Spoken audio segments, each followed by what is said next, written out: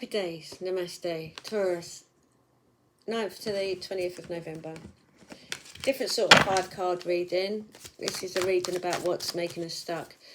I thought I'd do it like this after the full moon eclipse, because we have been being called to be our authentic selves for a while now, and things are opening up for that change, which can be difficult, or you can decide to step into it. The thing is noticing what that is. And I think we're all getting a lot of messages about what we've learnt so far and how much value that's added to our lives, and now we can do something different. So let's have a look, Taurus. So, why am I stuck? What got you into this issue? What was hidden? The advice to follow and the outcome. Okay, so why am I stuck? Welcoming the new. Sometimes we can do the same old, same old. Have you been in the same job or doing the same position in the same job for ages? Have you not got the promotion? Have you reached your glass ceiling? Are you just bored with the same old, same old? So welcoming the new. And it is new. We are being asked to go into the new. What got you into this issue? To find that out, you need to take that time out and look at it. So ask that question. It's again wiring it back. What got me into this issue? Why do I have this value? Why do I have this work ethic? Why do I not have this work ethic? You know, why am I not succeeding? What part of me is holding me back? All that sort of stuff. So meditate on these questions. You can ask your higher self to do that. Just ask yourself the question and then go into that space of meditation to see what comes to you.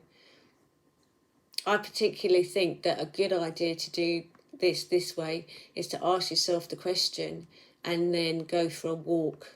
And as you go for a walk, stop letting your brain mull it over, but just do like an observation meditation where you just list the things that are around you so that you can just take that brain energy out without putting any energy in there. So usually I would say like do a mantra as you walk, but that's putting energy into you. So I don't really think that having an energy in there is going to help your brain open up so dramatically on such a big question. So maybe just walk around going, I'm walking, I'm breathing, Sue's come out of her house, there's a blue car, and do that and wait till you get home and give yourself some space and then see what pops up later.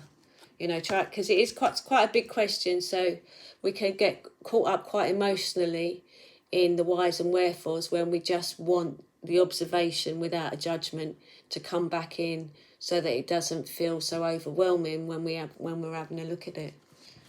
So, what was hidden? The journey, the personal journey that was on there. The personal journey. Sometimes what can happen is, instead of pursuing our personal journey, because we do live in society at large, and we are, you know, so what is success? You know, it used to be like a semi-detached house, 2 kids and a Volvo, you know. So that was the success criteria.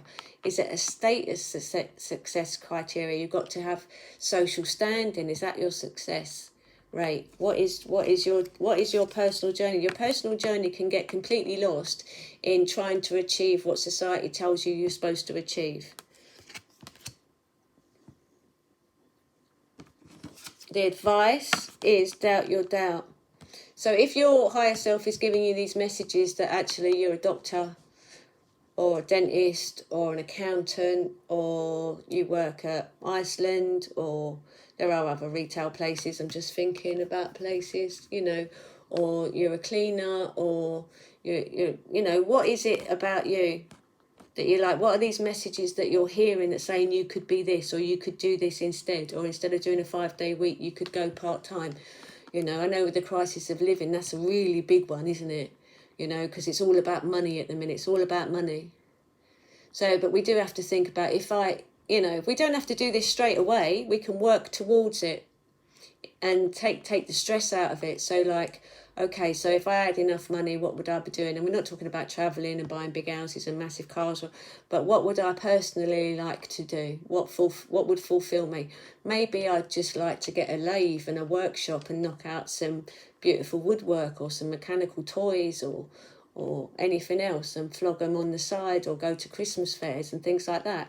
You know, perhaps I'd like to be able to have time off to get a train and go around Europe on a train or something. Or maybe I would just like every, I don't know, 3 months at least have a weekend away somewhere. How am I going to manage that?